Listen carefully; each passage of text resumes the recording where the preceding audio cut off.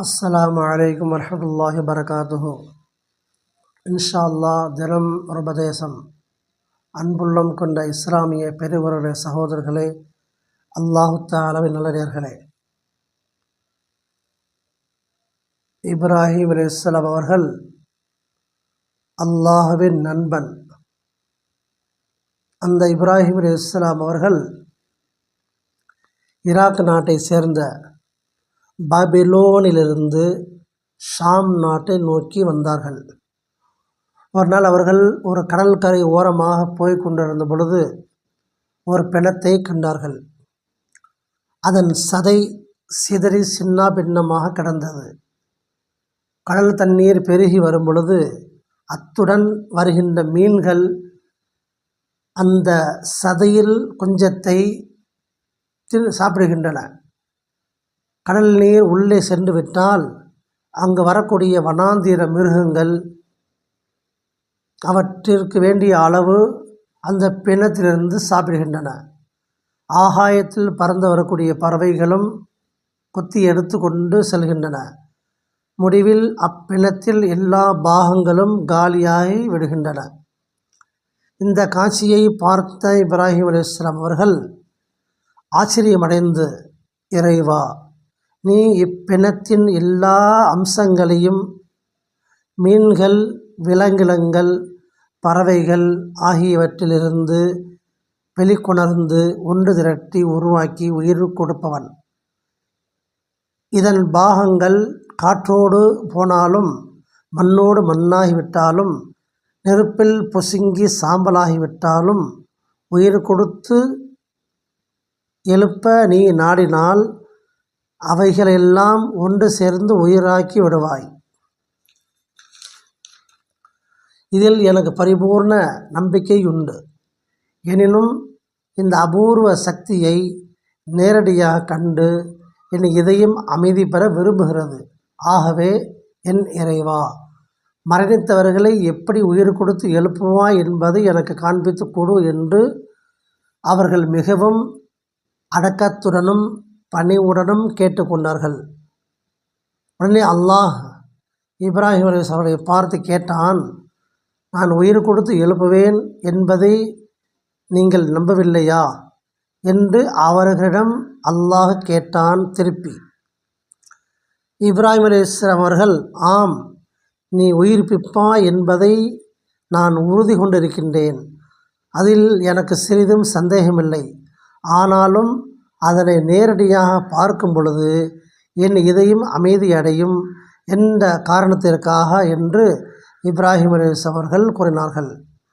அப்படியானால் பறவைகளிலிருந்து 4ஐ நீங்கள் பிடித்து அதற்கு பின்னால் அவற்றை சில நாட்கள் உங்களிடம் நெருக்கமாக பழகி வைத்து கொள்ளுங்கள். அவற்றை நன்றாக ஆராய்ந்து வைத்து கொள்ளுங்கள்.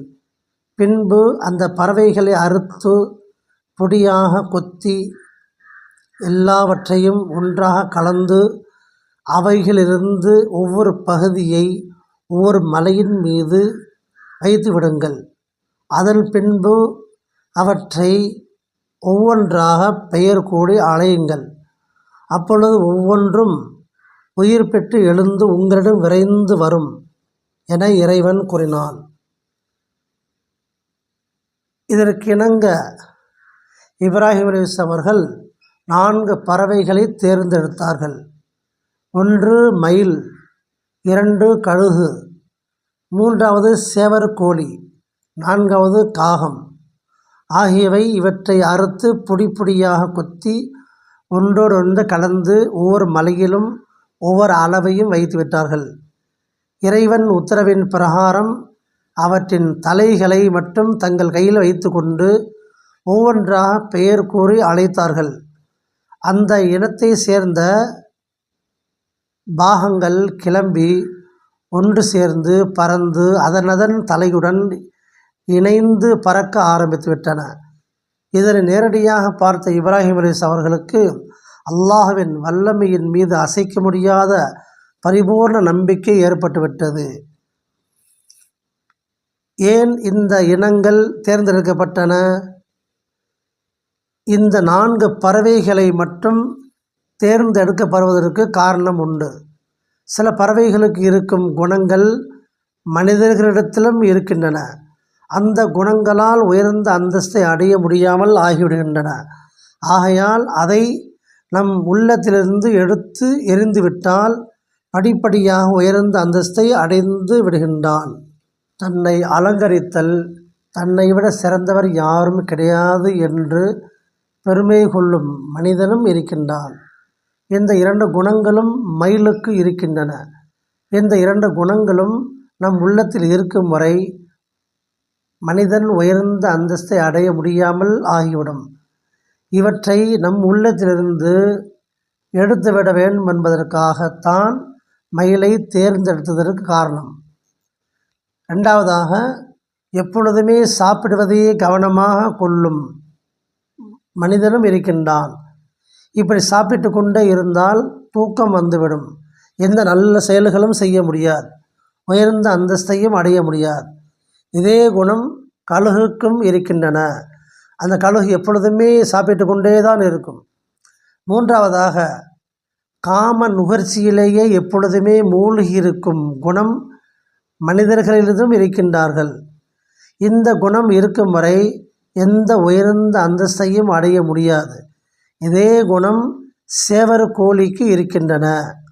4வதாக, அதிகமாக பேராசை குணம் மனிதர்களுக்கு இருக்கின்றன.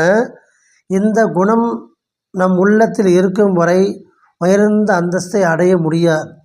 இதே குணம் காக்காய்க்கு இருக்கின்றன. 4 குணங்கள் அந்த பறவைகளுக்கு இருக்கின்றன. இத்தகைய குணங்கள் இருக்கும் வரை எந்த அந்தஸ்தையும் மனிதர்கள் பெற முடியாது. இந்த 4 குணங்கள் அந்த பறவைகளுக்கு இருக்கின்றன. இத்தகைய குணங்கள் இருக்கும் வரை எந்த ஒரு உயர்ந்த அந்தஸ்தையும் பெற முடியாது, அடைய முடியாது. வல்ல ரஹ்மான் 4 குணங்களை நம் உள்ளத்திலிருந்து அல்லாஹு தாலா அப்புறப்படுத்துவானாக. வாஹிர் தஅவாஹும் அனில் ஹம்துலில்லாஹி ரப்பில் ஆலமீன். அஸ்ஸலாமு அலைக்கும் வரஹ்மத்துல்லாஹி வபரகாத்துஹு.